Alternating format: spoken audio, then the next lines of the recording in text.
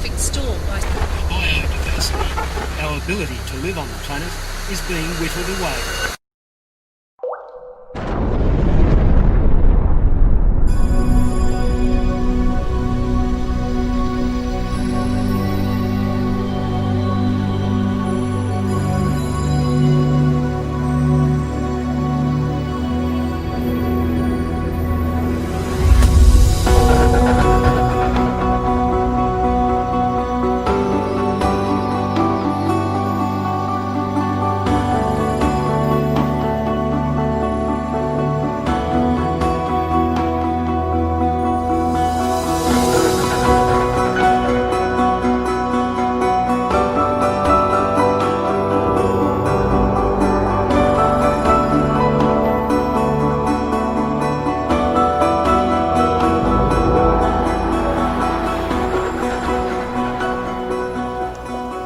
Who am I? What am I? Why am I here? How many times have you stopped to contemplate these questions? When you're on your way to work in the morning, how much do you notice of what's going on around you? What's going on planet Earth right now? Why is there so much pain and suffering? What's really real in life?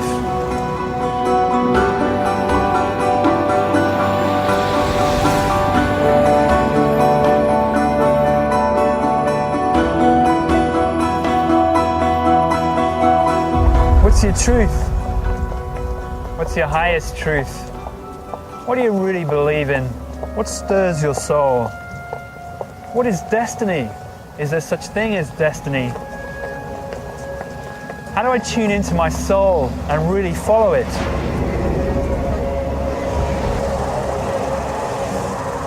What is enlightenment? What is ascension? What is this journey that's been spoken of by the gurus and mystics for centuries? Well, this and many other questions we're going to be asking in this video. Fasten your seatbelts, Dorothy, because Kansas is going bye-bye.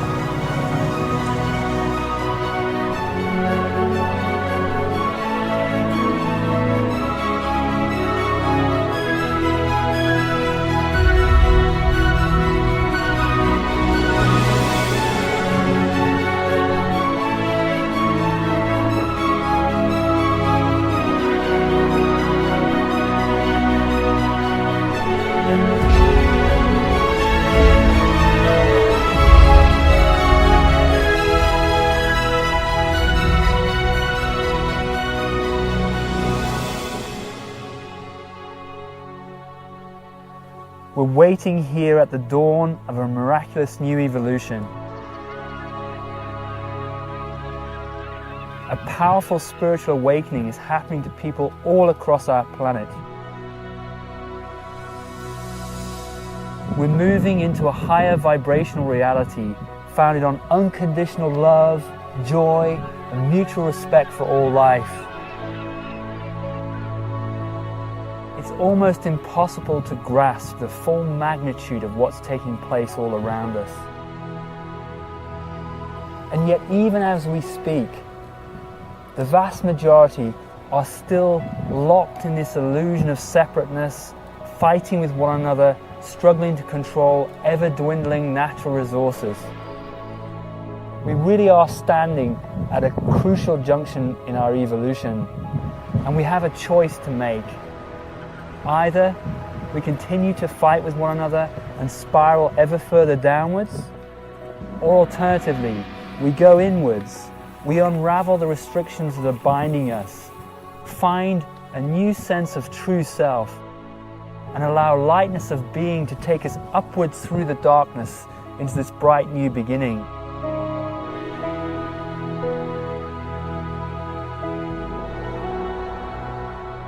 This documentary details from direct first-hand experience how to go inwards, unravel the restrictions that bind us, and access this higher paradigm, a heaven that exists here and now all around us. It takes us on a journey of discovery through the internal layers of consciousness, peeling away that which no longer serves us. It provides an invaluable route map through the key transitions of our lives, through the 5 expansions of consciousness leading to our enlightenment and ultimately our ascension into the higher paradigm. Welcome to our new beginning.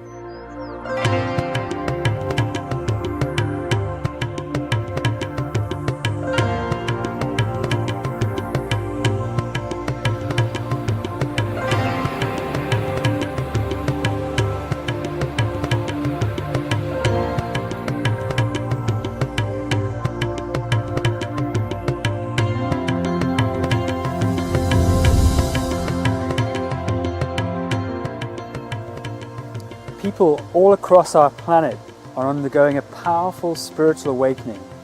We're emerging from the darkness and into the light. It's part of an overall planetary process that we can call ascension. What is ascension? What is it all about? And how is it affecting us all? We can perhaps imagine that at the creation of the universe, light exploded in all directions, like ripples on a pond flowing outwards. But just as there's energy moving outwards to greater separation, there's also a powerful undertow, just as the undertow on a pond. And that undertow is inviting us and drawing us back to a greater sense of oneness and unity with all things. And this process of letting go of identification with this sense of separation from all, to going inwards and connecting with the heart and following that guided journey back to the discovery of who and what we really are, that process is called ascension.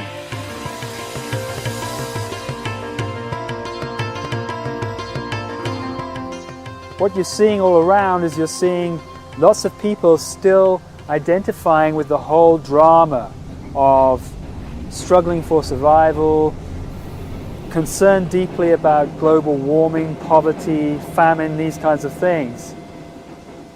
And no one's saying we shouldn't be deeply concerned about those things that are happening on our planet.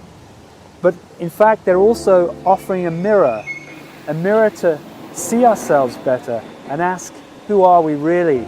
How are we feeling? What are we being in response to those things that are happening? And when we start going inside and looking at who we are in response to all of that, it's then that we start to unravel the attachments, the distortions that have built up over countless lifetimes. And when we start doing that, we're taken through 5 key expansions of consciousness. Some know them as initiations. Initiations because some of these transitions of consciousness, our spirit, are very powerful indeed. Powerful to rock the very foundations of what we believe to be reality. We create our world, our experience, and everything in the outer movie, if you like, of our lives by what we're being within. And as we start to transition these various expansions, we start changing and shaping the outer reality.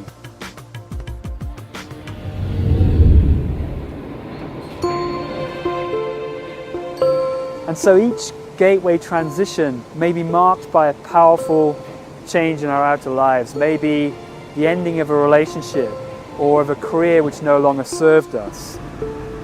Or maybe we changed locations to a new place which is more fulfilling and uplifting.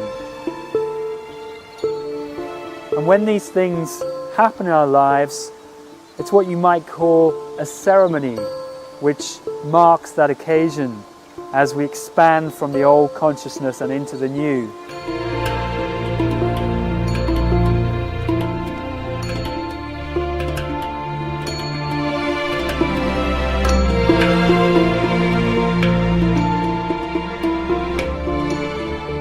So now we're going to take you on a journey of discovery through the 5 gateways. But as we go there, Please bear in mind that this is just a route map. It's not dogmatic gospel. It should be more considered as guidance, a mirror to your own unfolding as you walk the pathway of the 5 expansions of consciousness.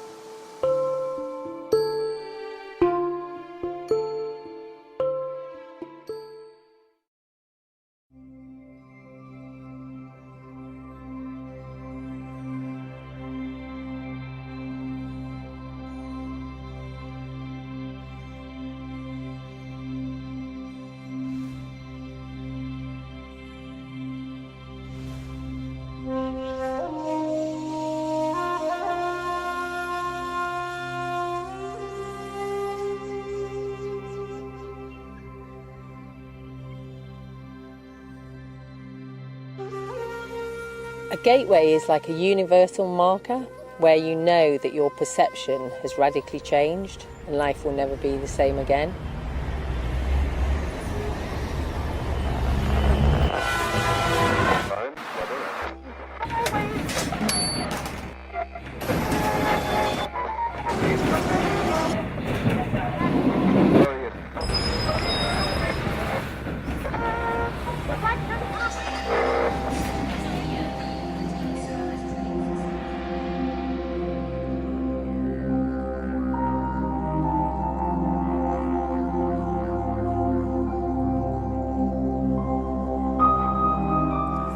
We live in a society that seems perfectly configured to take us out of the experience of the true self. What am I looking for now? Everything feels backward. Constant distraction, noise, the media, newspapers, TV, radio, traffic, our careers, our friends, family, creating constant distraction which pull us out of the experience within and engage us in the drama outside. How do you deal with that? Take the red pill, take the blue pill. I've taken my pill. What do I do now? And what happens is that the soul, our spirit, gets fragmented into conditioned behaviors and fixed thought forms that we take on from our society. I feel constantly being alternate reality. And the soul gets dissipated into these fragmented behavior patterns. What do I do now? And we may live for many lifetimes in this way, constantly lost, constantly seeking something in the external drama, but never finding that illusionary goal which will give us a sense of fulfillment and joy inside. I feel like everything I know is wrong. I feel like everything I know is wrong. I feel like everything I know is wrong. We go to work, we come home, there's got to be more to life than this. And what is all this about? I just knew something wasn't right. I was really depressed. I asked the question, who am I? What am I doing here? There's just been this yearning deep inside of me for the longest time. This feeling of isolation that I've had for practically all my life. I was probably about 14 and I was with friends in a shopping centre and I just had this moment of realisation. I just looked around it and I just had this real sense that this wasn't real and that there was something much further beyond that. And then one day, after many years and lifetimes of struggling and efforting, we might just surrender and give up. It might be sitting by a tree in nature one day when we see the sun coming down through the leaves and all of a sudden we feel something different. An interconnectedness with all things. You don't just see Mother Nature through the tired memories of our childhood. Instead, we actually feel the consciousness all around us. It becomes a part of what we are. And those experiences are typified frequently by a feeling of expansion, timelessness, awesome stillness, peace, maybe joy, sense of at one-ment with all things.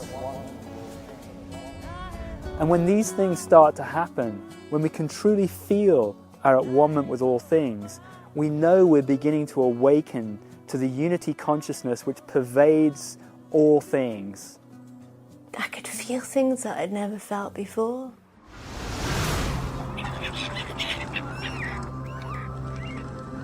I saw an animal and I felt like I was that animal. I'd woken up, and everywhere I looked I felt like I was in this cosmic mirror and everything was reflecting something back.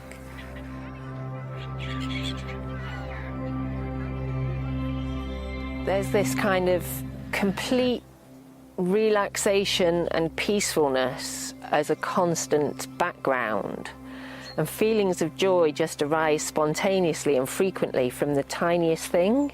It might be, the beauty of a flower or a bird landing on the windowsill. You notice the radiance of life, and in noticing that radiance of life, how could you possibly do anything to desecrate it? And when we can continually feel this sense of at one-ment and joy, then it's a sure sign that we're stepping through that first gateway of expanded consciousness. And at that point, it's where we're becoming more the observer of life. We're kind of looking down on it. We're watching ourselves in our daily interactions with people, in our work, in our relationships, in everything that we do. And suddenly we realize we're not in the drama anymore, but we're up above it, looking through the drama. We've been released from it. We are liberated. That's when we're really stepping through that gateway. And it may well be marked by quite a powerful experience. It could be something miraculous that we notice. For example, some amazing synchronicity that guides us to a particular place or time, and we're being spoken to through the weave of life, and that really says something to us. It speaks to the very core of our being. Or it may be simple things, sitting on a park bench, just enjoying and tasting life in a way that we've never done before. It's when these things are happening to us that we can be pretty sure we've stepped through that first gateway and are now beginning to embark on the journey of accelerated spiritual evolution.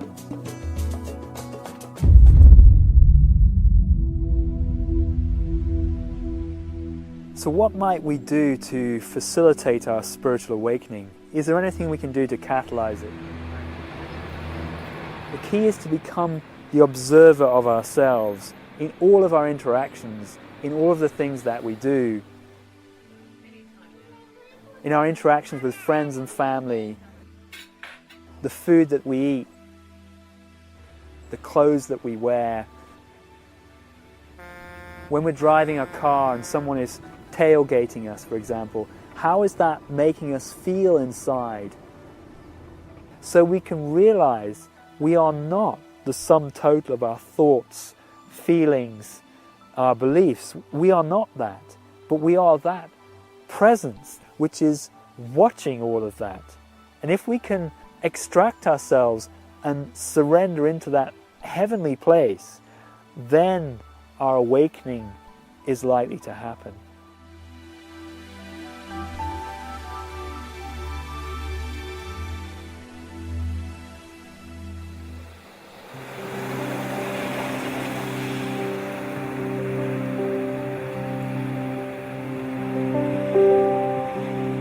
I had what I would probably call a pre-awakening, and in the pre-awakening it was like my mind was opened to the fact that there was lots of energies interplaying in this world that I'd previously not been aware of. And what followed for me was just a kind of mental exploration of all that, going out and reading lots of books, for instance. So my awakening happened maybe 10 years after that, when through a series of beautiful shamanic ceremonies, I was just overwhelmed by a really nurturing feeling of connection. I get the feeling that my awakening happened when I was quite young, actually, or that I was always awake, but didn't necessarily understand what being awake was. I just perhaps perceived things differently.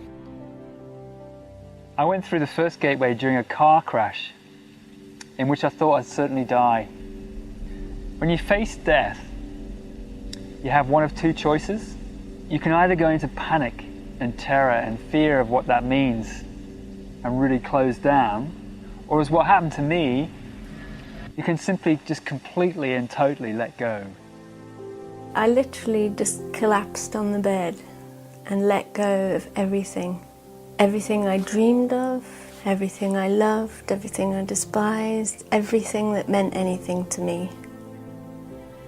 And I felt this rush of white light bolt through my entire being and fountain out through my head.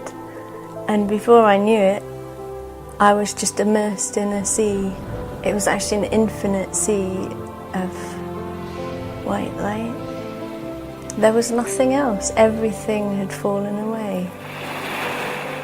It's like your consciousness just expands like a genie out of the bottle. And that's what happened to me, and I found myself expanding into what I later came to know as multiple dimensions of reality. It was like I wasn't just seeing on this plane, but understanding what every single moment was telling me, what it was saying. And that is that every single moment in our lives has but one purpose.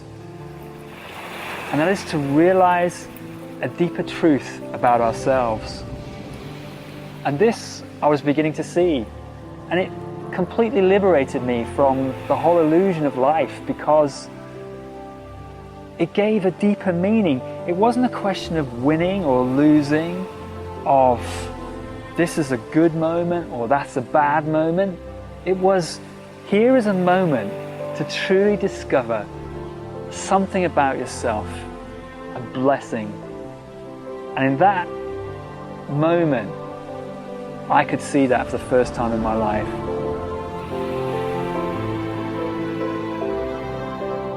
I felt unity consciousness for the first time. I felt connected to everything for the first time in my life.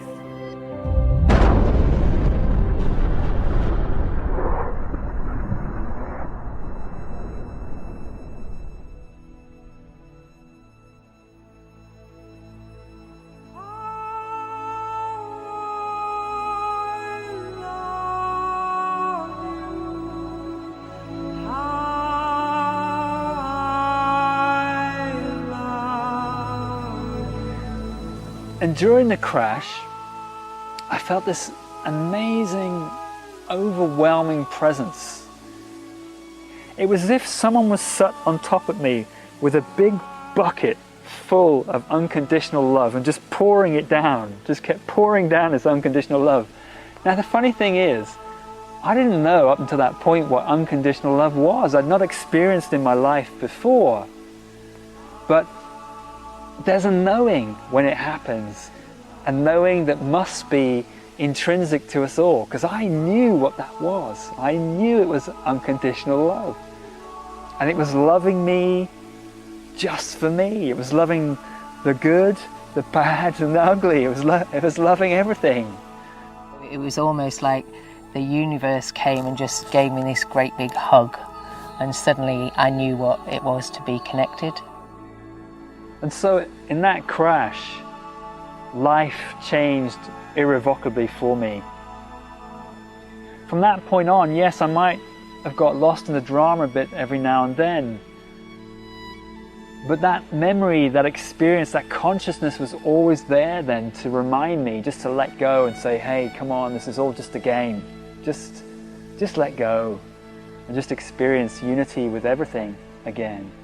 And so after that point, I never got lost for any real length of time again. That was my Gateway 1 experience.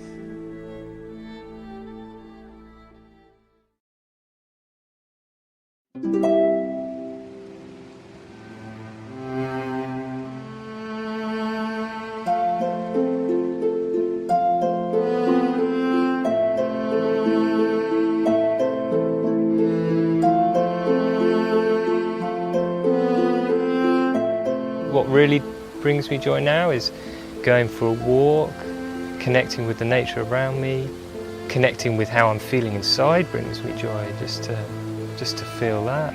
Really simple things. After my awakening experience, that's when I stepped consciously on the spiritual path. It's when we've been awakened for a period of time, we might then start to feel a pull that's taking us in a particular direction. Kind of like a stream flowing down a mountain. A journey. Life is taking us on a journey of unfolding and discovery. The major gateway for me was Gateway 2. It was the one that really took all my inner resources to pass through. There was this massive realization that I actually had an enormous choice to make. Am I going to choose that path? Am I going to choose to live rightly in every moment, no matter what the consequence? I remember in my Gateway 2 experience that nothing mattered more to me than following the pull of my soul. And where is that flow taking us? Well, it's taking us to all the places where we get stuck. So as the stream flows down the mountainside, it might get stuck in little eddy currents where we get attached to various things in life, our relationships to people, or a home, or a job maybe. And it's asking us, do we really want to be free? And if we do, then we have to let go and allow those distortions to dissolve away, in which case the light of the soul will begin to shine more brightly.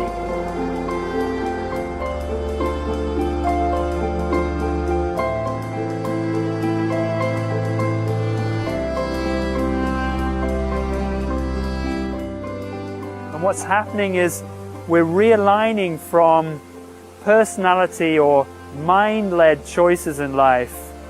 We're surrendering that and instead going with what the heart, what we feel inside is really directing us to do.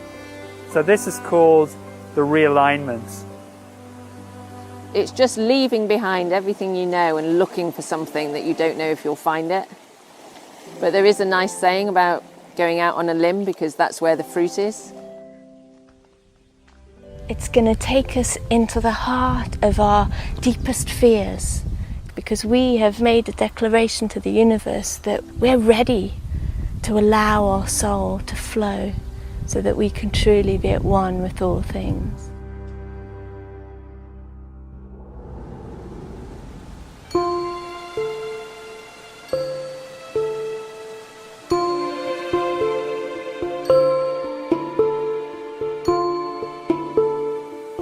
So how might we facilitate soul-led decision-making in life and really following the flow of the soul? Well, it begins by giving time to those things that really give us joy in life, that really make us feel light and uplifted and complete and whole. Maybe it's a favorite pastime, or walking out in the countryside, or playing some kind of sport, or meditation, or particular practice.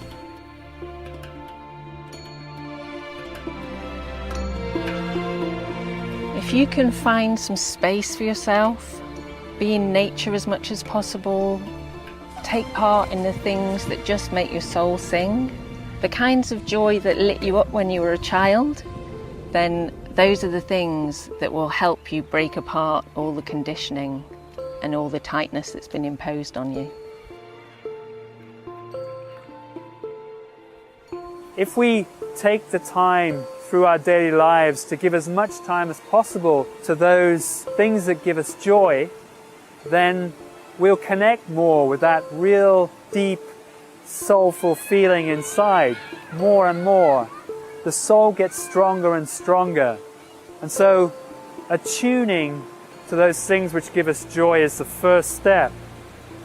And as we do that, the heart begins to open. which means that we're perceiving more and more through first the 5 senses. We're seeing things more brightly. Sounds are crisper, as if they're kind of inside of us. When we're listening to them, we feel the vibrations.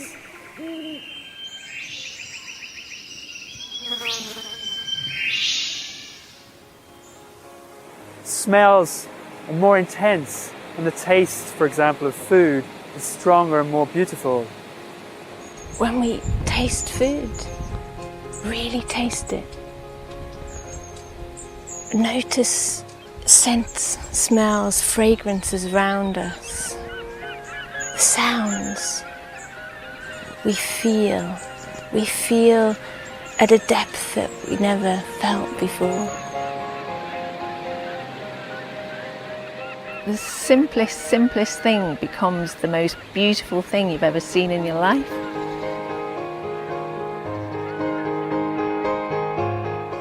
And as these things begin to happen, our 6th sense kicks in, that of intuition. We begin to feel a pull. We're guided by signs and synchronicity. We're not quite sure what, why or how, but we know we have to move in a certain direction. And when we follow that flow, then what happens is it takes us into our tightness, the conditioned behaviors we get stuck in our lives. It could be in our careers, our relationships, or simple day-to-day living.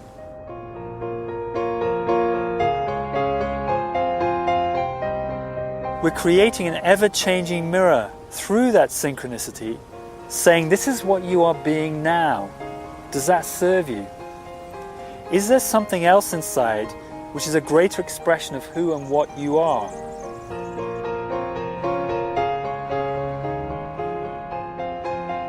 And so if we can let go of our tightness, relax, and hold that open space inside, then a more authentic gift of beingness will come through, an expression of the soul.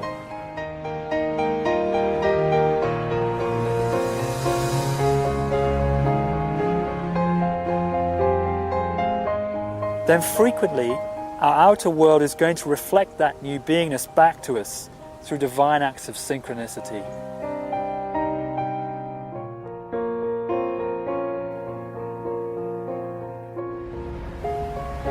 I think acceptance of whatever is going on around you is really key, because most of the time, well, all the time, whatever's going on around you is just there to show you something.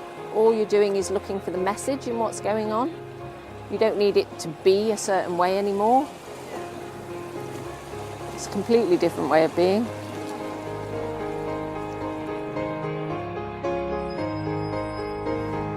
What I've noticed is that there's a fear that people have about being who they truly are and walking the path. Where is that path going to take them? What impact is it going to have on other people? How are we going to pay the bills if we leave a job?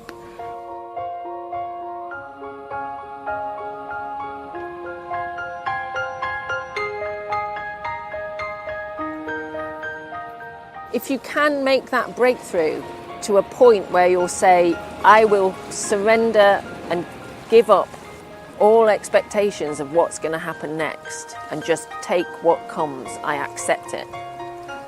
If you can be in that space, it means you're ready to go through Gateway 2, even though you might be frightened.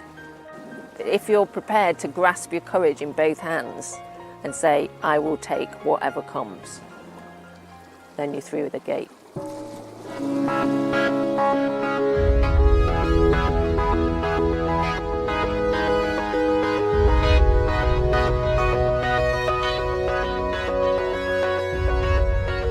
So after the awakening, I went back into my traditional, typical, normal lifestyle, if you like. I was a wealthy businessman, married with 2 kids, but in truth I was really depressed.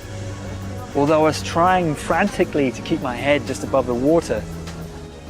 But at the same time, I could see how people and how I myself was not living a life that completely fulfilled me, that completely allowed my beingness to unfold itself and express itself. I recall my Gateway 2 as really the most challenging experience of my life.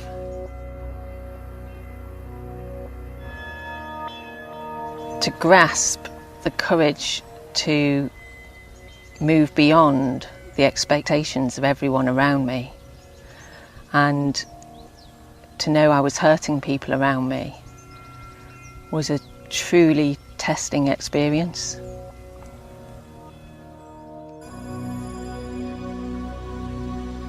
But I was in a job that didn't serve me. It didn't stir my soul. I was in a marriage that didn't serve me. And I remember feeling an energy welling from my soul, crying out, I am not going to do anything that doesn't serve me anymore. It was like I was being constrained and limited by the house, by gadgets, by electricity, electrosmog, by the food we ate, by the clothes we wore.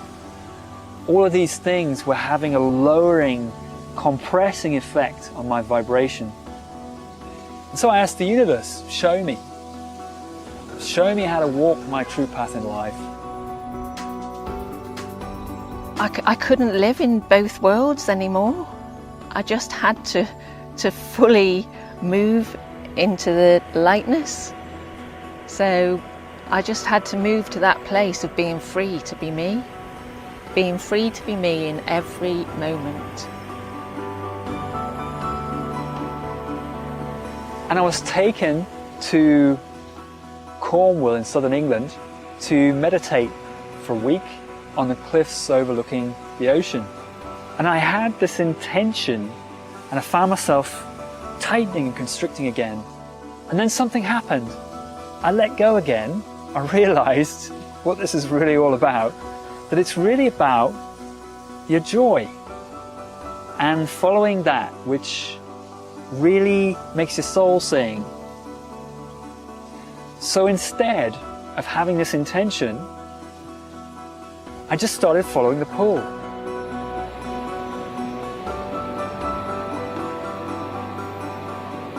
It was magic just to watch, and then just to, as you're watching, really just dissolve into the feeling of what you're seeing and experiencing. And this was really making my soul then speak and radiate outwards. And so I realized that simple things in nature were beginning to speak to me.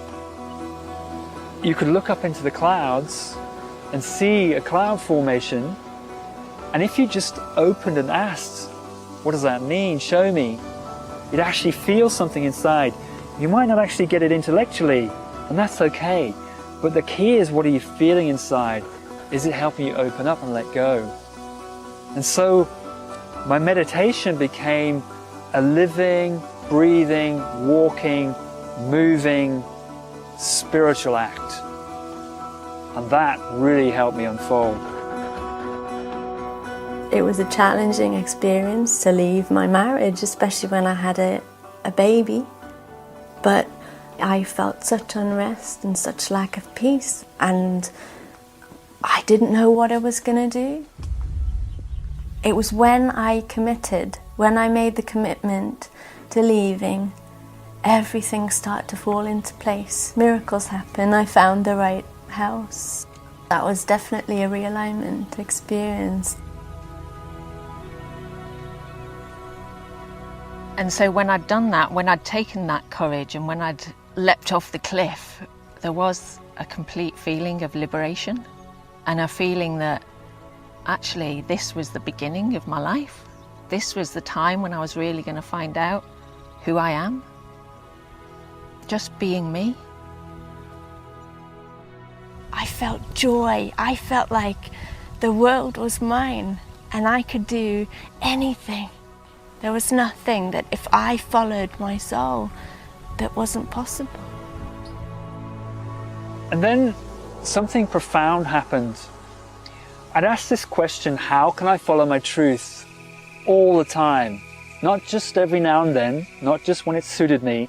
How could I follow my highest truth the whole time. And as I completed my final meditation on the last day, this incredible bird, this kestrel, rose up the cliff and it hung in the air just before me, only a few feet away, maybe 6 or 7, 8 feet away. And I suddenly knew this message was meant for me, and there was this instant connection, so strong that it brought tears to my eyes.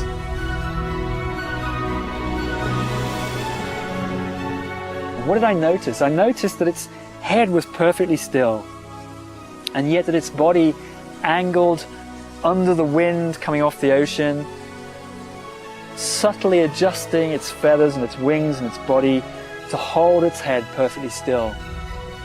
And then just at the right moment, it dropped out of the sky like a bullet, straight down on its target below. And I knew this was my message, and it was this: if we can be still in life, if we can observe and watch the drama, but not just the drama, watching ourselves in it, if we can do that and not be sucked in, then what happens is the heart opens. And as the heart opens, we feel through the 6 senses the flow, the natural flow of the universe more strongly through our being. And as we feel that, it's like every moment invites right action. Then we have a choice. Are we going to follow right action or not? This is the moment then to express our highest truth. And if we hold that open space, then spontaneously truth will arise. That was my understanding of how to walk the path. And I made a commitment on that day that I would always hold that open space to feel what was right in the moment. My advice to someone who's feeling pulled to begin walking the path would be to take that next step, to find the courage and to keep walking.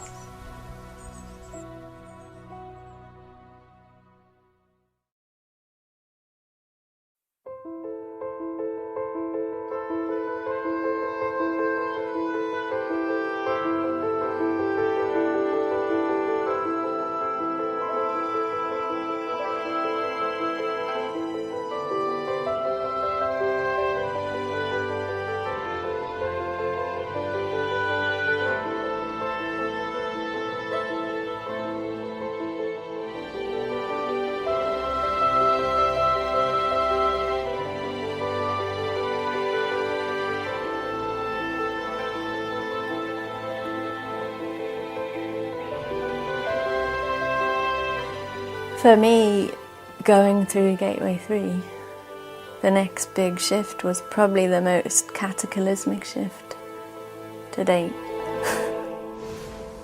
The Transfiguration is another powerful transition on our spiritual journey, perhaps even the most powerful of them all.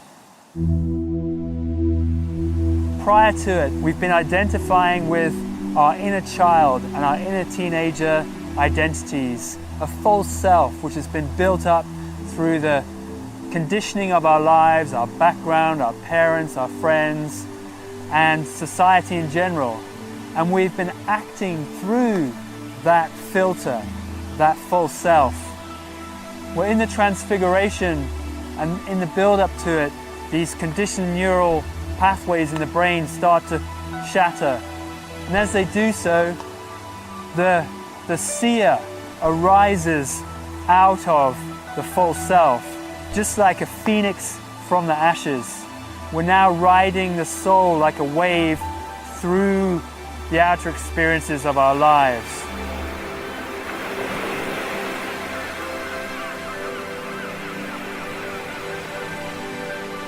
I was, for a couple of days, feeling really resistant to going on a retreat. And I'd got to the point where I felt like I'm not going and I'm not progressing any further on my spiritual path, and I just don't care. And my observer's going, now that's very strange. Looking back now, I can really clearly see that that was like the death throes of my sort of persona that was still in there. desperately trying to hang on to running the show, you know, feeling that it was all just going to be broken apart. I'd felt a pull to begin to meditate. I lay down on the floor and let go. And I began to feel myself melting, falling away. And then I felt a bolt of lightning shoot through my base chakra, all the way up through the chakras and out the crown of my head. And I felt that bolt of lightning 7 times. I became overcome with a paralysis and a complete numbness from head to foot and couldn't move. And I just went right into the experience, right into the centre of it, straight in and through. And as I went into this just really dark place and carried on through the darkness, suddenly it unfolded into a completely different experience. I was part of a vast ocean. There was no me as such, there was no body anymore. I was just completely part of it, merged with it, one with it. And it was just beautiful. Everything was just perfect. Bliss. The thing I remember was I looked in the mirror and I thought, who's that in the mirror? I'd built an identity since I was born. I started to question that, which did cause me a little bit of concern because I was attached to my identity. I felt like that's me, that's who I am. I don't want to let go of that. But in embracing everything, I felt an infusion of all that is, everything.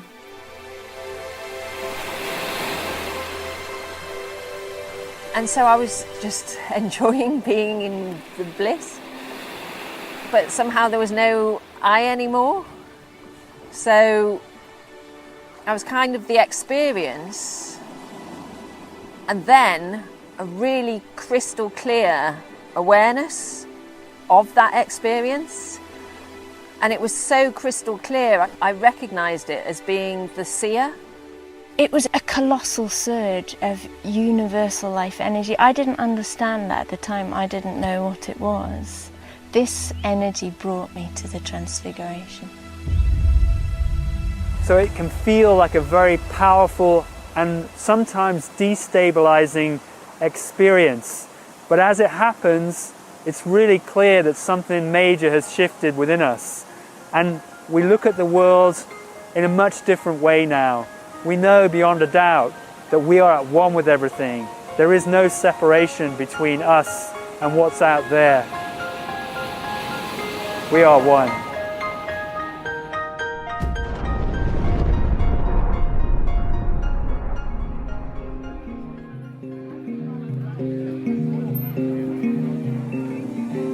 So how might we facilitate the transfiguration?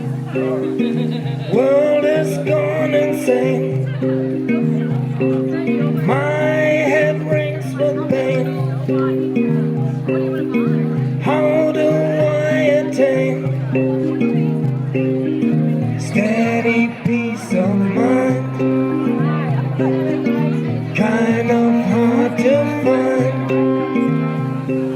What tools can we use and apply in our daily lives? The key thing that we must do is raise our energetic vibration. And we do that by relinquishing the old patterns of our previous life. Okay.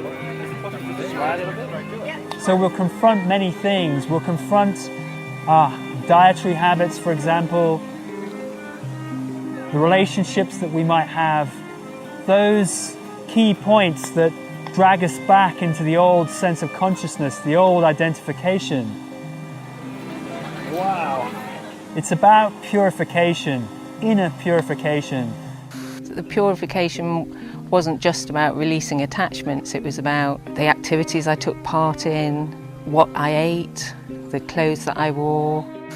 I changed my lifestyle. I was moved to eat a compassionate diet. I wear more natural clothing. I couldn't engage in chit-chat unless it stirred my soul. I wasn't interested in it anymore. What I would read, what I would watch, everything.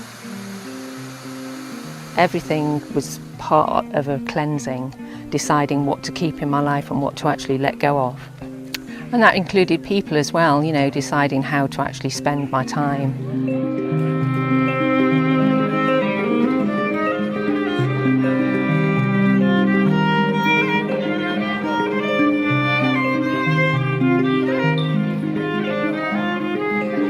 I was guided to move away from people who pulled me back. And for me, that was absolutely crucial. If I hadn't done that, I never would have got any further. You know, live by myself and live very quietly and not interact with new people. But to take that time out, because I would have been constantly being influenced by other people's concerns and worries about me. And the thing is that now, in the fullness of time, 18, 19 months later, nobody's worried about me at all because they can see how happy I am.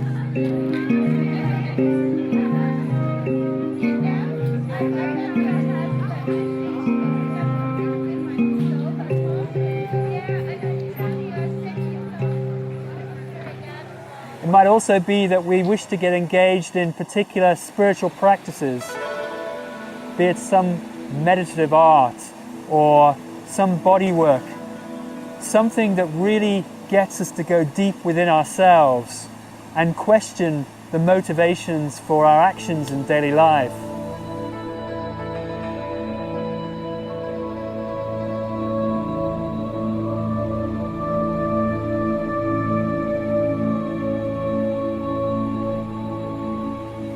And when we do that, we're connecting more and more and more with the soul.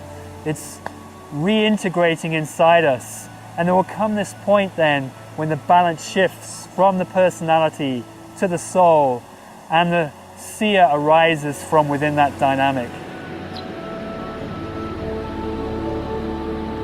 The seer is my state of absolute, pure, non-identified presence.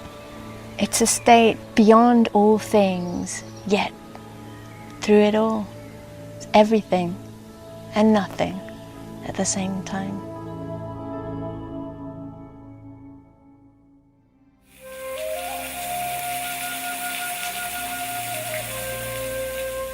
So following my realignment, I found myself on another journey. It was a journey of inner purification. And I was also caused to confront what I've come to know since as the inner child and the inner teenager identity. And it was kind of like a roller coaster ride. One minute you were really down in the depths of all of this density and darkness that you'd known before and unraveling all the rubbish. The next minute you'd go through that and you'd be riding high on some wave. And I followed this path for many months. And bit by bit by bit, I found my soul reintegrating inside, getting stronger, flowing through me stronger and stronger and stronger, such that its core, its voice within, I couldn't deny it anymore. I just had to listen to it.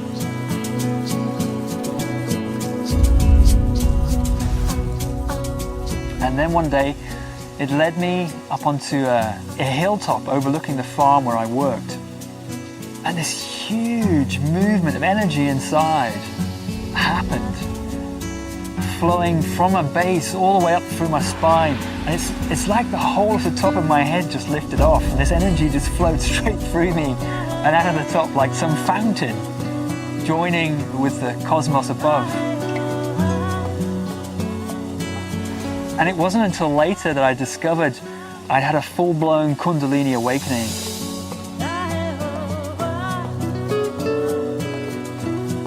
And with my Kundalini awakening came this amazing experience of what I can only describe as pure, non-identified presence.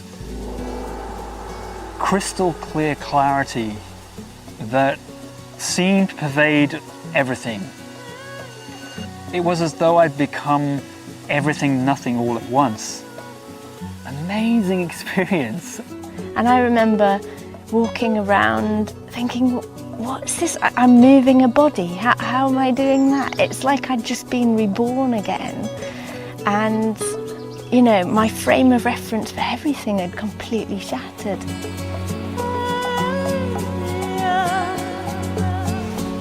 I didn't know how to deal with that amount of energy, and so I ended up leaping out of bed and just running around the house, and I was dancing madly downstairs, upstairs, in all the rooms, and I was just singing this one line of a song that was going round and round and round, and the one line was, "I'm so free, I'm so free, I'm so free, I'm so free." A kind of just a crazy madness, just beautiful. And what I also found was that from this place of pure presence, then action just wanted to happen. It was like energy was just flowing through me. And at any one moment, I could feel what I was supposed to be being, whether it was sad, happy, purposeful, surrendered and relaxed. It was as though all of these things were just arising of their own accord in relation to what was happening around. The childlike me is still very present, because that's an innate, natural, innocent joy, and it's more able to be unleashed because it's not inhibited.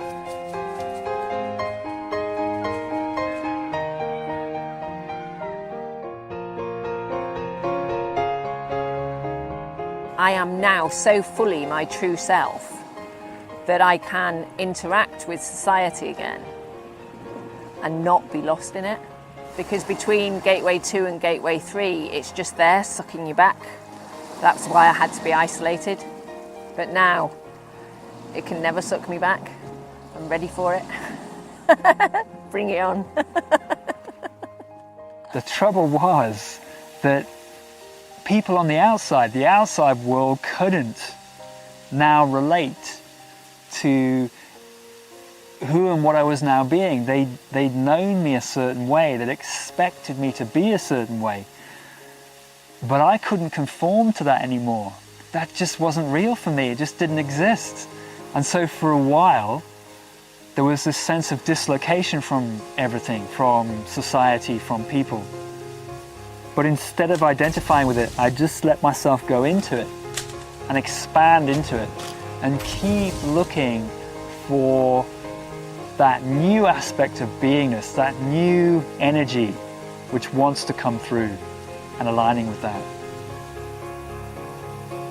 And that was my experience of being transfigured.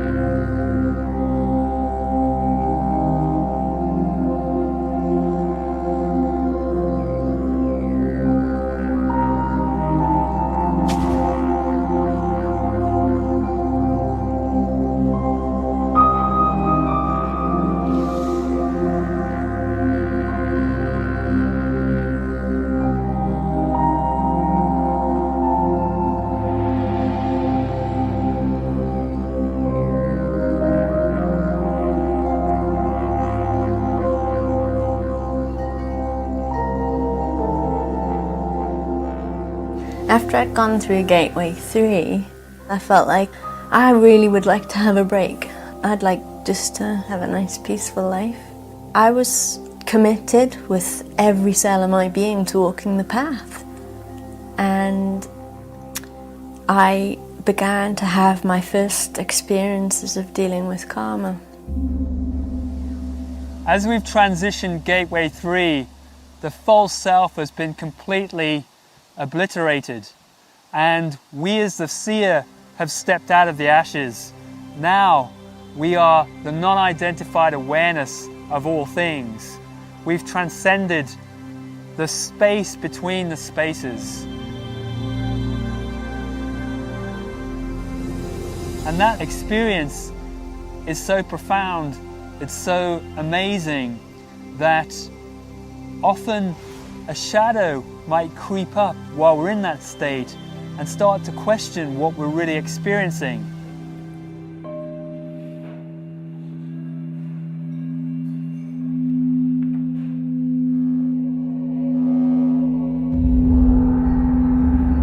We're in an enlightened state now, but we're not quite comfortable with it. A fragment of soul is still identifying with the drama somehow.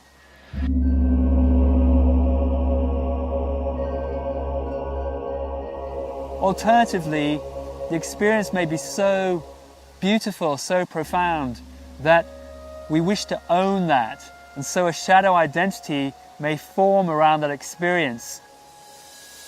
It's kind of like an echo of the nothing everythingness that we're feeling.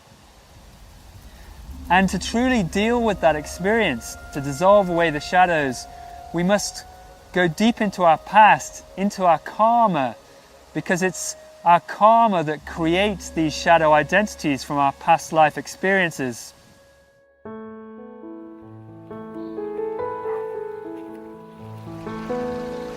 Karma creates the world around us. It creates what we see. It creates how we perceive ourselves.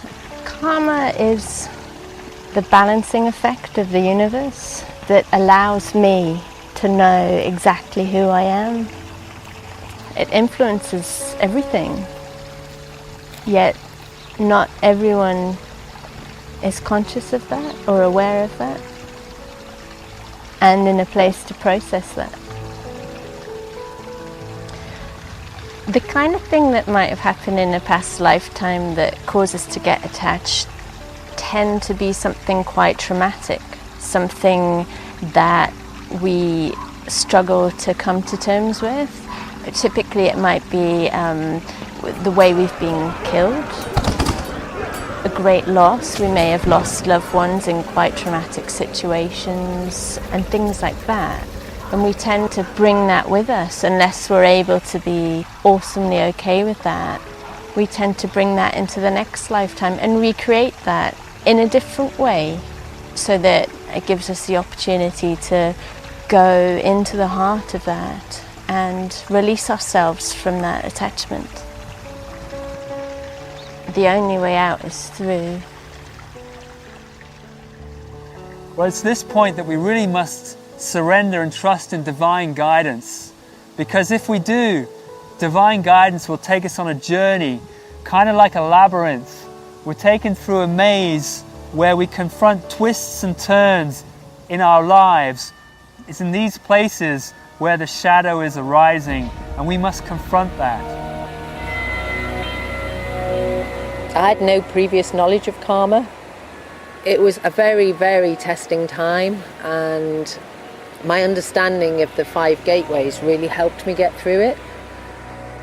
I was revisited by every insecurity I'd ever had in my life, and they all just came raining down on me all at once, and new ones as well. And it played out between me and people close to me. So basically an opportunity was being offered to let go of whatever had hurt me or harmed me in the past.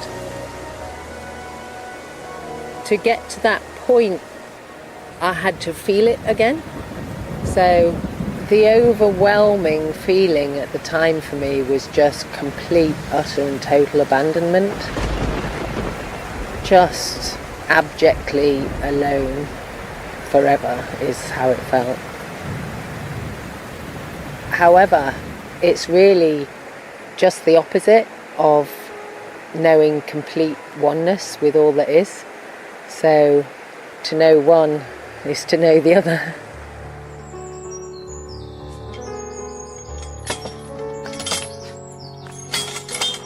It sounds really challenging, and it is really challenging, but the liberation that we experience is truly profound. It's more profound than anything we can experience before that. And so we might be taken through many incidents like that to dissolve this karma, which is why people call this transition the crucifixion. Till ultimately, the soul is completely reintegrated within us, and we are the seer of all things, riding the soul like a wave. We are centered in our truth. We are now completely enlightened.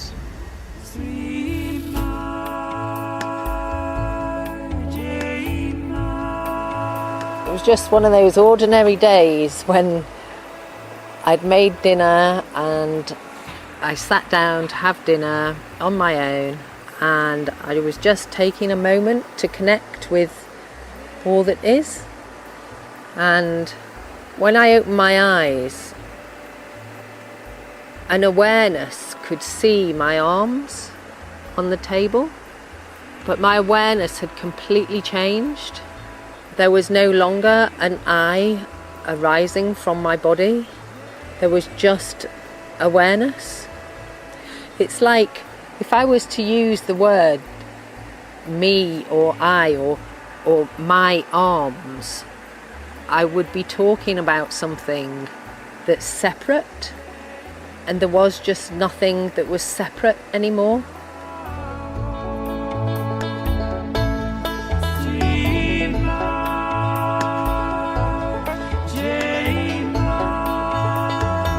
So what are the tools that might help us through Gateway 4?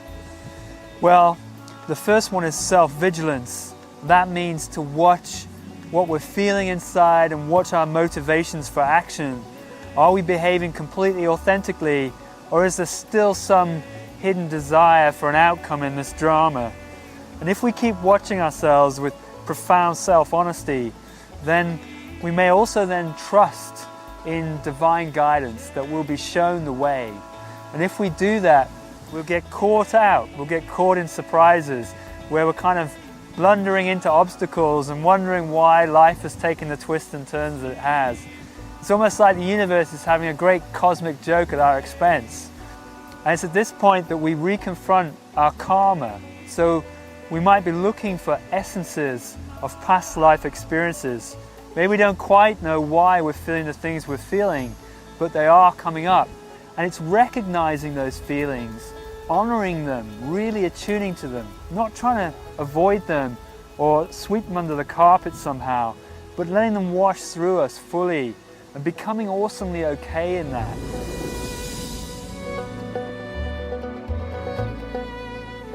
The key to processing karma is to go right into the center of whatever we feel. Explore it with every cell of our being. And when we do that, we find it falls away, it dissolves. And in that situation, looking for a key, just something to unlock the door, just to remind us that this is really all just an illusion, and we can release ourselves from the drama. For me, it was openness. Just that word openness helped me let go as I was really suffering.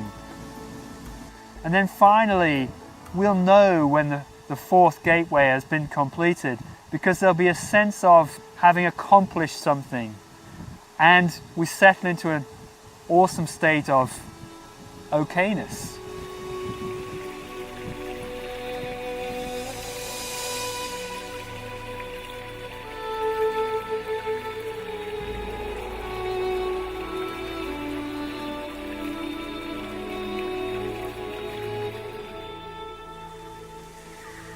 With the Gateway 4, what I found now was that I was getting deeper and deeper involved in spiritual work.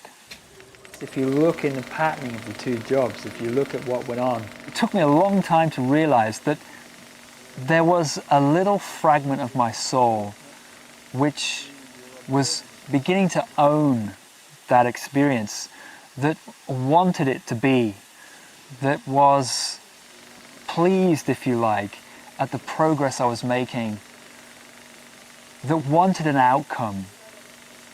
And I couldn't quite see that because, as far as I was concerned, everything I was doing was now selfless.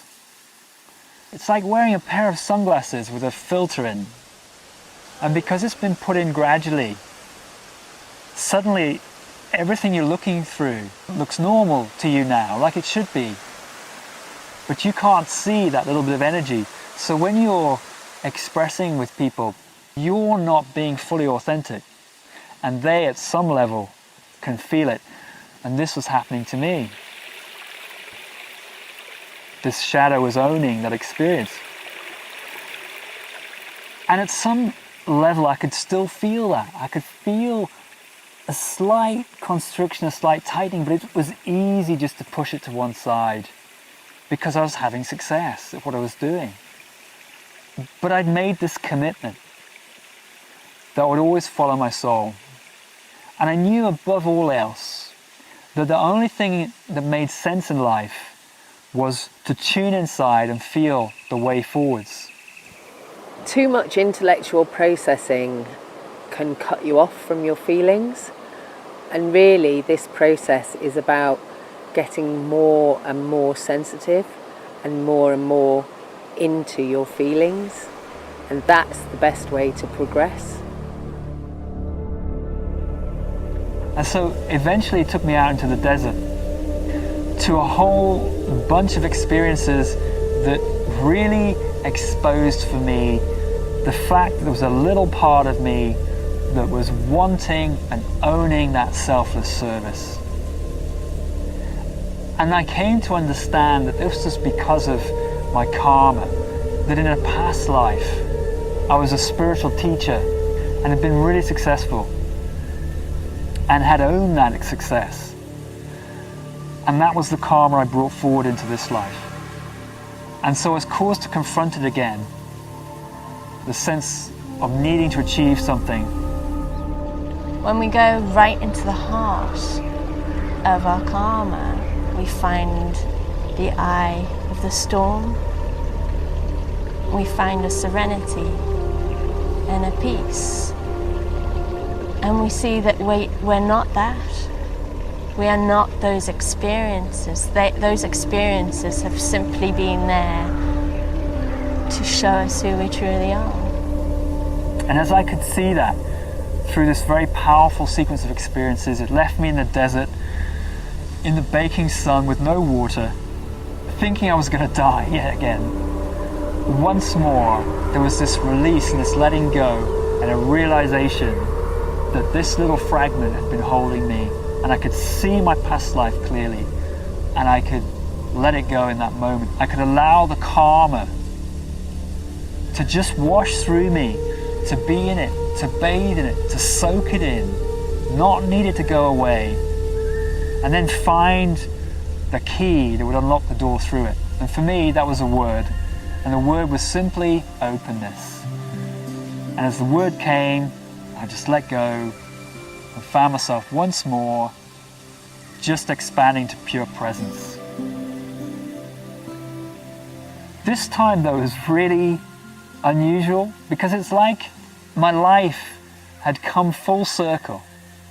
The experience that I was now having, which I now know to be enlightenment, I knew had always been there all my life in the background of all experience, and yet it had been covered by distractions, a myriad of other things, desire and want, for example, or fear.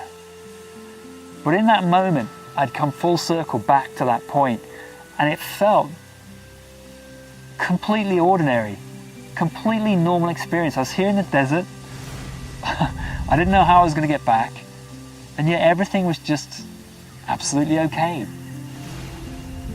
It's absolutely awesomely okay. Nothing more to it than that. In that moment, anything could have happened, and it just didn't matter. I knew something had irrevocably changed. I'd become enlightened. I'd stepped through the fourth gateway.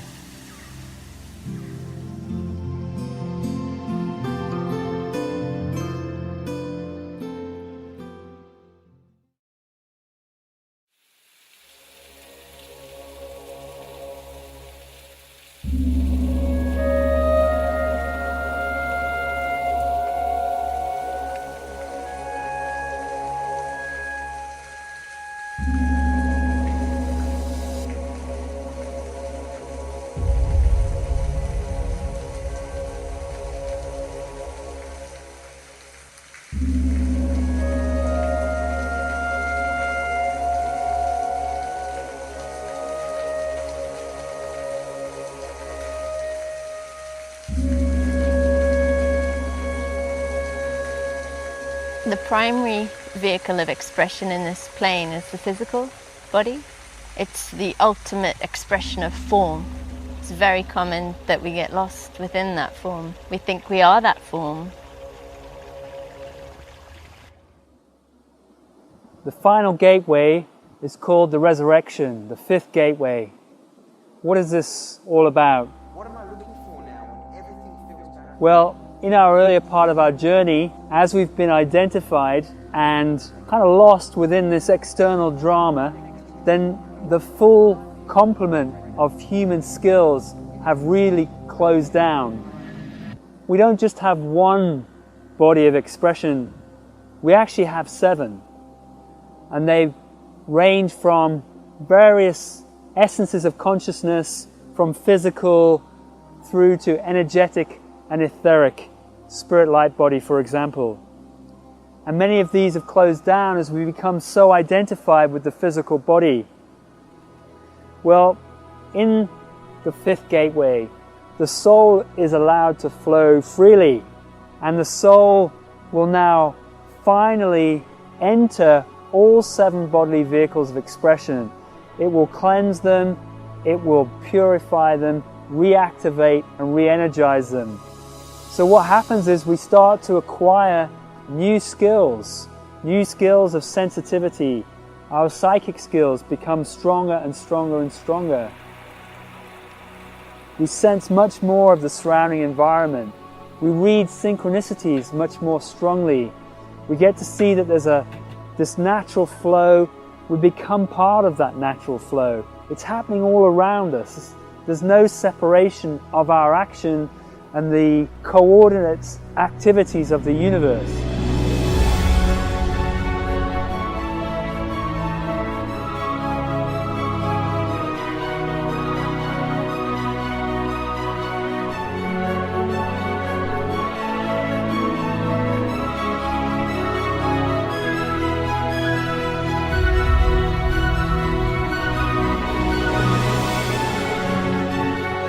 There's one symphony, one beautiful orchestra happening, and we are in the center of that.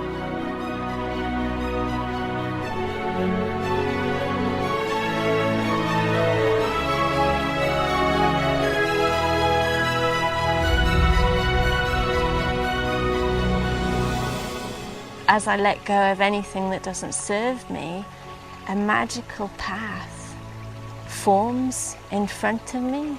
That's far more magical than anything I could create with my mind.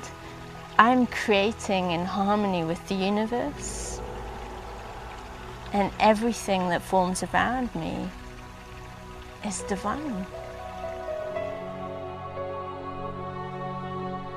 So in this transition, gradually over time, we are dealing with the final fragments of conditioned behaviors. We're no longer lost in them, but we will reactivate them. So for example, if we've had attachments in the past in relationships, it may well be that our beingness manifests a partner that's very close in our vibration, which brings out those distortions in us. And here really is where profound self-honesty is required in those relationships, to own up to our own energetic issues and to go deep within those and dissolve them. So we're behaving all the time more and more authentically. We're owning our own creative process. We're blaming nothing outside of ourselves. We are absolute creators and therefore masters of our experience. This is the Gateway 5 transition. And so it's like I am truly part of the co-creative force of the universe now. That is my way of being, and it plays out for me every day in different ways. And when it plays out in what I would call a kind of big sequence, it's so moving, it's just so divine. There's absolutely no need whatsoever to intend anything at all, to manifest or create something, because we are that creation. All we have to do is be authentic, be true to our authentic beingness, and we'll find that the world shapes around us. This is what defines the resurrection.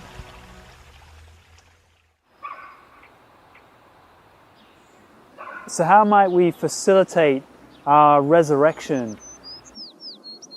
It's likely that we'll be taken into everyday circumstances to experience this, and sharing with our friends, family, partner maybe. And the key here is to recognize where the fragments of distorted behaviors might creep back in. The key is to place your awareness in it, and to open and relax will allow those distortions, those final fragments, to dissolve away.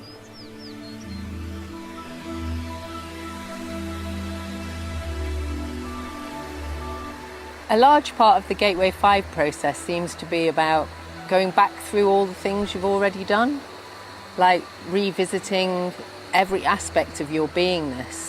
So it's kind of like weeding a garden.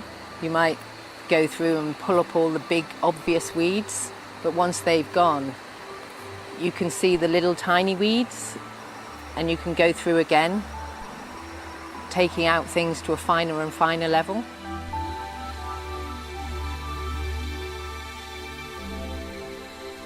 At this stage, it's likely that we'll become much, much more aware of an unfolding divine plan and our part within it.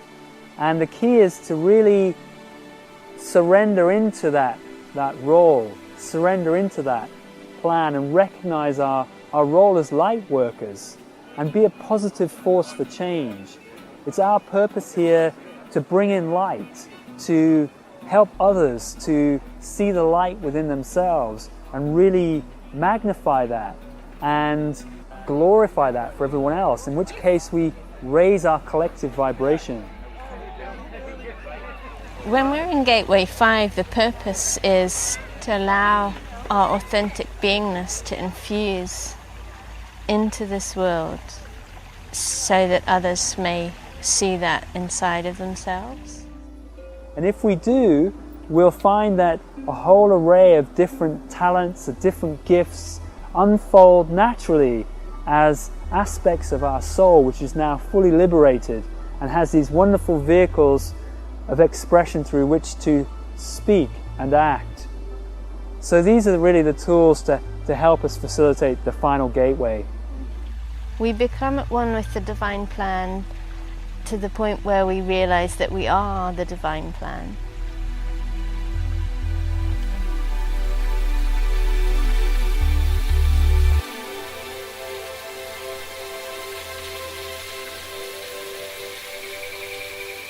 For me, the fifth gateway, it was like I'd begun the enlightenment process all over again, because it took me back into relationship. I'd come out of relationship much earlier in my journey and felt that this was it, that I'd always be on my own, a monk, a celibate monk, and I was really happy to be in that space, have my own life, my own way of living, but it just wasn't to be. You know, whatever we may hold as some kind of intention, I've come to realize the universe will just blow apart. And so I was taken right back into relationship, and I met this beautiful person I came to know as my soulmate. But you know, the interesting thing about a soulmate, it's not like you waltz off into some beautiful sunset and everything is happy ever after together. That's not what being with a soulmate is all about. What happens is you're looking into a mirror, and you're looking into the mirror the whole time, and nothing gets through that mirror without you seeing yourself and seeing where you get tight or your field closes down in some way because of old patterns, still fragments, just remnants of old patterns and energy that's in your field. Maybe because you were selfish in relationship, for example. I want to get relaxed. You're not getting engaged in the drama, are you? You sure? The outcome doesn't matter. And if we go back... So I found myself confronting all of this tightness, and what was happening was, all the while I was expanding and opening new channels of beingness and action, and multi-dimensionality. So it was like you could read continually the deeper meaning behind all events and circumstances, especially those events and circumstances that made you get tight. It wasn't like some, you know, magical wonderland. It was continually confronting the tightness, like hammering a nail into the wall and banging your thumb, or trying to put wallpaper up, or digging the garden. Do you get tight around those things or not? And they all spoke. They all had a deeper meaning. And you could feel all the time this natural flow in and through those events. So when you come to a place like this, a beautiful place, an expansive place, it's now like everything is speaking to you. The birds, the insects, the trees, the rocks, they come alive. And you are at one with that. And you're feeling that the whole time. Your undeniable place within it. It's like living your life surrounded by miracles the whole time. It's like when you were little and the world felt magical, and then somehow that all faded away. And now it's like that's reclaimed when every little nuance of life speaks to you. Every petal, every flower, every bird, every cloud, anything that can carry a message. When that's speaking to you all the time, life is truly magical all the time. So now we're being fully multidimensional. We're connecting and communicating with life on multiple planes of existence. The full complement of the 7 bodily vehicles of expression are now open and activating and working positively for you. That's the full-blown 5th gateway experience. And now we are liberated, we are free to continue our path onwards and forwards into higher realms. But it may be that we choose to stay, or we're given to stay. It's our destiny to stay, to help others on their journey of unfolding. And for me, that's what's happened until it's my time to move on.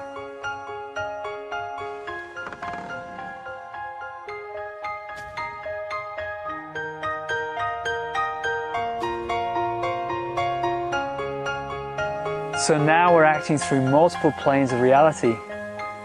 Now we're really being a positive force for change.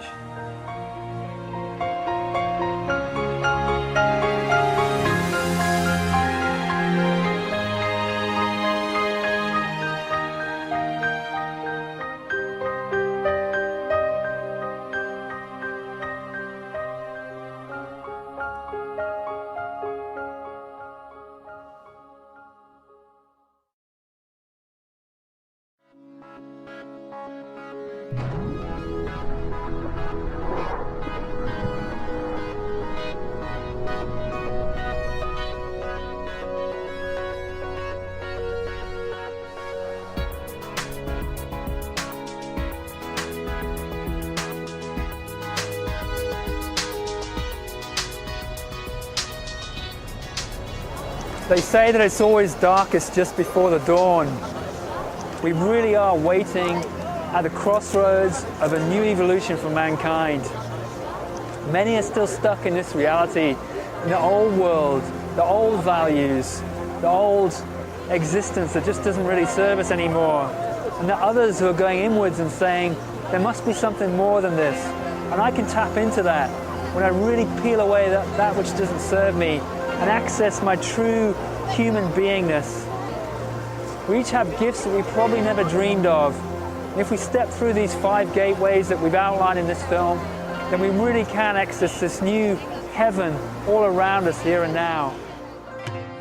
I used to think that enlightenment and ascension were just for the occasional spiritual master that passed through every now and again. But what I now realise, it's actually the natural spiritual progression for all of us.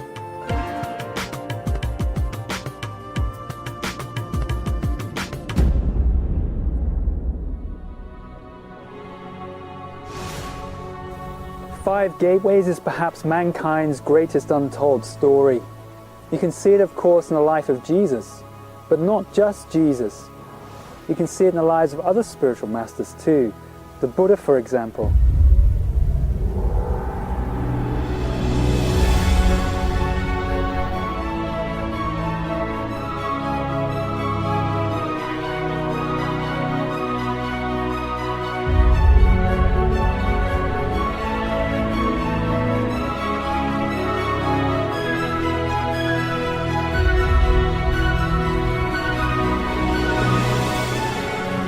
Now the time has come to dust off the pages of history, to open our minds and open our hearts and look at the story from a fresh perspective. It's time we reclaimed our divine birthright, the gift that can help us all walk the spiritual path.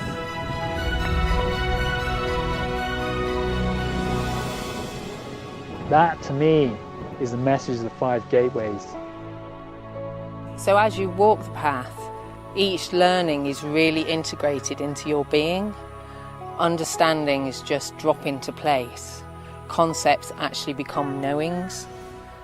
There's something inside of me that clicked, and it feels like I don't have to sort of struggle and effort to be on the path, because by just surrendering and relaxing and, you know, trusting in what's happening, it feels like I am on the path. Stuff's going to happen, and I'll just have to deal with that. That's okay.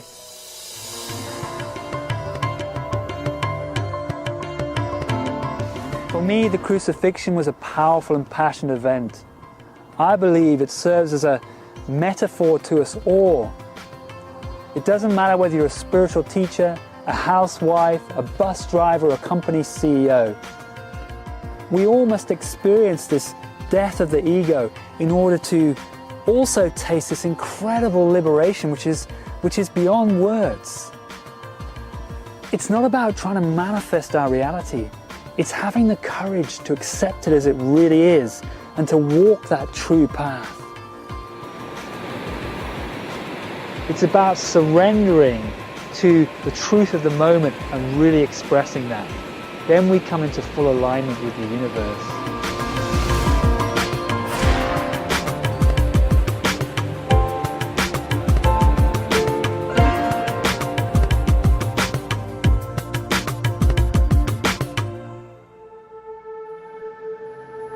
You know, we create our reality by what we're being within.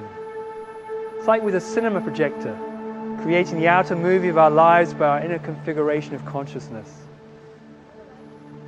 Now, when people discover this, there's often a temptation to try to manifest or control the outer reality by controlling the inner one. This is ultimately self-defeating. After all, we are who we are. The real secret to unfolding our destiny is simply to remove all the internal obstacles to it.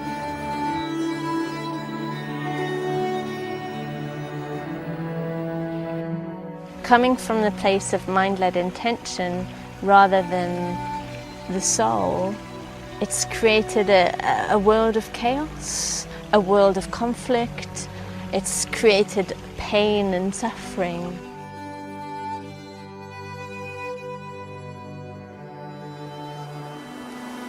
You know, we're not living in one world but two. The lower world is based on a system of inequity and injustice. It's a world of have and have not, of rich and poor, of profit and loss, of winner and loser. It's an outdated system long past its sell-by date. And yet there's another world, a truly beautiful world of interconnectivity with all. It's where all life is cherished and respected. It's where we receive with one hand, and with the other we give in equal measure.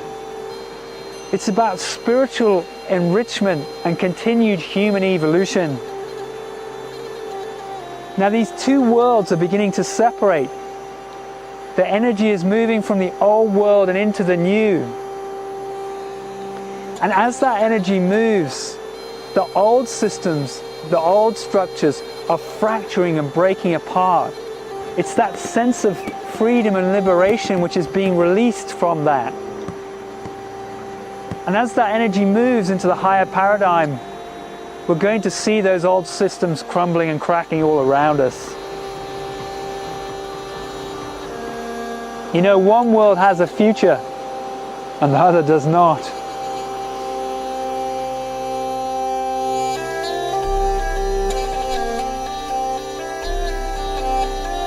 I feel like I interact with the third dimension, the kind of construct that is our perceived way of being these days.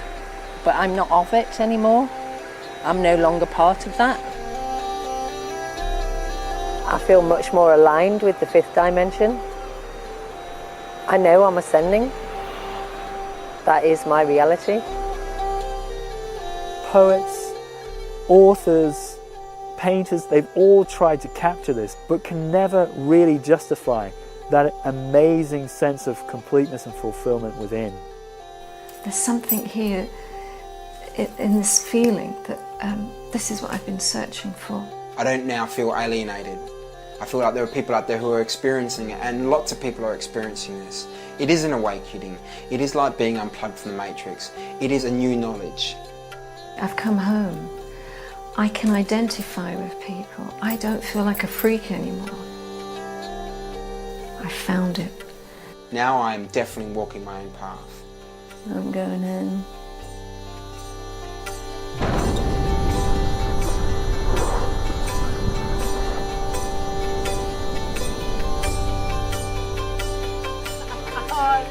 The term ascension means to me the promised land.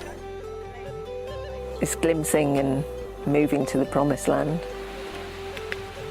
It feels like, you know, I've just gone through a big shift of energy, and I'm sort of discovering what ascension means in every sort of moment. You know, it's one thing to hear about it, but I mean, it's a completely different thing to experience it for yourself. I just have to keep discovering.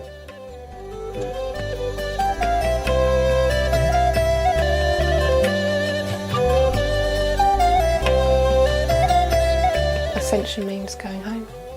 To me, ascension is moving my center of consciousness from the third dimension to the fifth dimension.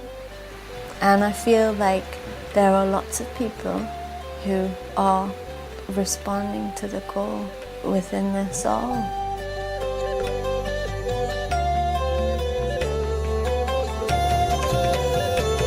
Many people are beginning to look around them and look at this circus that we're living in and ask, does it really serve us? Is it what we really want? Do we want to continue in that? Or can we go inwards? Can we peel away these veils of illusion that restrict and bind us? Can we connect with our soul, find out what it really means to be human again, and become the magical beings that we always were meant to be? It's a destined way of living that is here and now, open to us all. Are you ready to make that choice? Are you ready to step from the old reality and into the new? The choice is entirely up to you.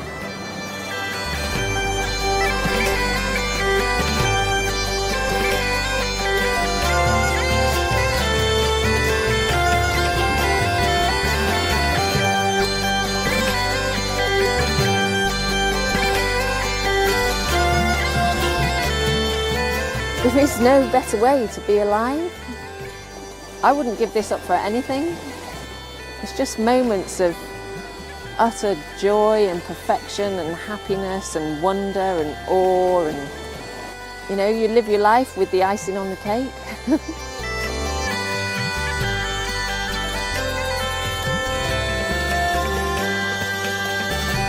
When I feel my consciousness center in that vibration, the density of the world falls away. It ceases to be. It has served its purpose because we have reached a stage in our evolution where we don't need to feel that.